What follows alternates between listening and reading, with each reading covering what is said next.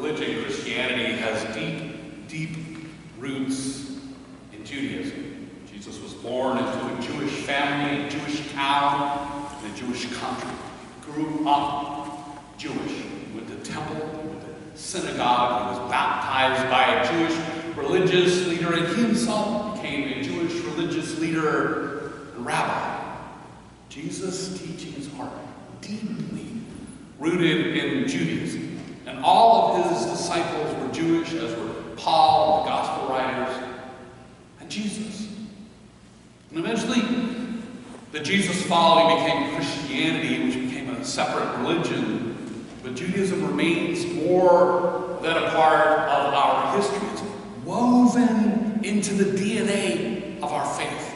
We're as tightly related to Judaism as a younger sibling. Consequently, we can and should take seriously the ancestral claims set out in the Hebrew Scriptures. It's why we have them in our Bibles. Today's text is no exception. Jesus and our history include Jewish history and Scriptures.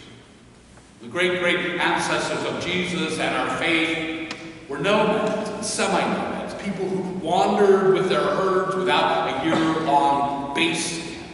Abraham was a nomad from Aram who wandered along. Jacob's mother was also from Aram, and Jacob spent a lot of time there too, and he also did a lot of wandering. Abraham and Jacob were literally wandering Arameans. They are our ancestors, fathers of Judaism and Christianity. Wandering Aramean was our ancestor. At the time our lesson was written, that phrase is thought to have already been very old. It predates much of the Bible. And so its roots are as deep as they get. And consequently, a wandering Aramean was our ancestor, is ancient. And it's also our modern claim to make. Why is that important? By the time Deuteronomy was written, year-long base camps had already risen up, led to clusters of homes, and then to towns and cities. The nomadic way of living gave way for many to agricultural way of staying put, tilling soil on farms, working jobs in cities. And along with settling down came disputes between the remaining nomads and the farmers and the city folks. They became antagonists, even enemies. The very first murder in the Bible reflects the extent and the horror of the animosity when Cain, the farmer, killed his brother Abel, the nomad. The phrase, a wandering Aramean was my ancestor, reminded the city and farm folk that nomads are not enemies to be otherwise, but first and foremost are kin. They too are woven into our DNA, and the very people God chose to begin the faith, and the very people who began it. They are our forefathers and foremothers and our brothers and our sisters. And while a wandering Aramean was my ancestors, the most famous phrase in today's biblical text, it doesn't stand alone. It comes with another reminder to Jews and Christians alike that their kin also come from a long line of aliens who were abused and oppressed as aliens until God rescued them. The middle part of our lectionary lesson is a reminder that there are not supposed to be others in our faith, that our formation stories are of a people being otherwise and oppressed who were sought out and saved by God. The reading recognizes and celebrates that God sides against oppression and oppressors and rescues people from injustices, and that God did that on our behalf. Quote, when the Egyptians treated us harshly and afflicted us by imposing hard labor on us, we cried to the Lord, the God of our ancestors. The Lord heard our voice and saw our affliction, our toil, and our oppression. The Lord brought us out of Egypt with a mighty hand and an outstretched arm. with a terrifying display of power and with signs and wonders. And he brought us into this place and gave us this land, a land flowing with milk and honey. End quote.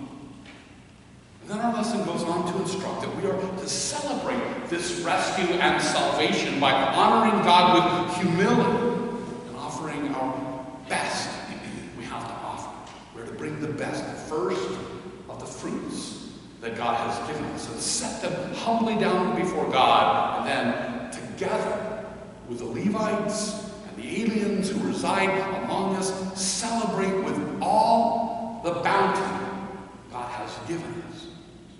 Note that the aliens who reside among us are to be equals in all of this.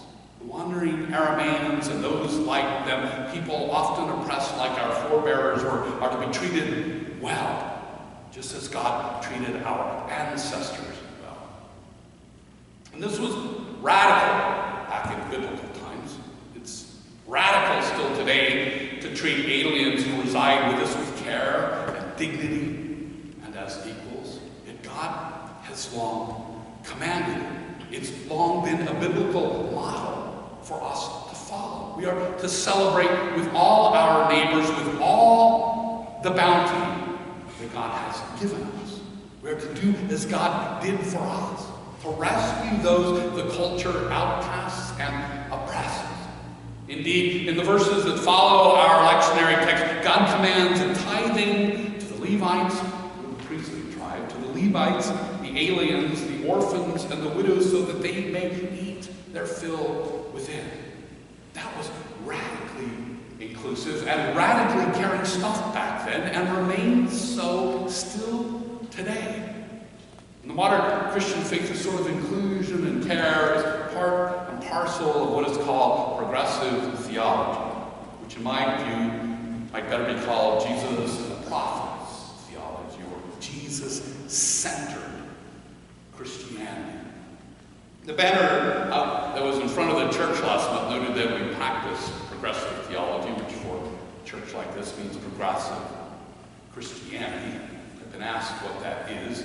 If you actually Google, Wikipedia offers this great summary. Google progressive Christianity. It reads like this: progressive Christianity is characterized by a willingness to question tradition, acceptance of human diversity, a strong emphasis on social justice and care for the poor and the oppressed, and environmental stewardship of the earth. Progressive Christians have a deep belief in the centrality of the instruction to love one another within the teachings of Jesus Christ. This leads to a focus on promoting values such as compassion, justice, mercy, and tolerance, often through political activism.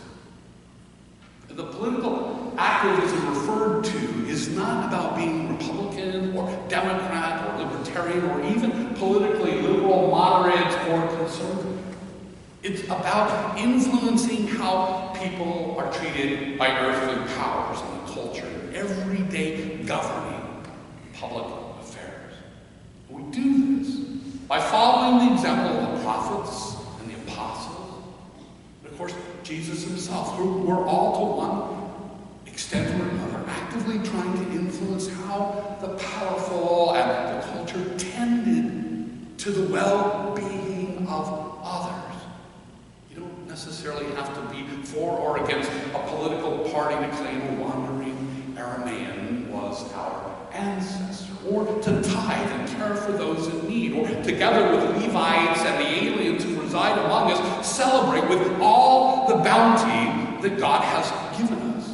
What you need to be working for is the type of radical inclusiveness and care the Bible models over and over and over again.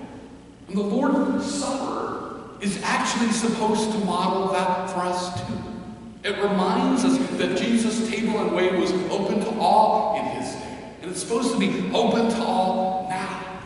It reminds us that Christ, God, is in the food and the drink and the care that we provide to others, not just at this table, but through our tithing and efforts for the well-being of others, especially those excluded and oppressed.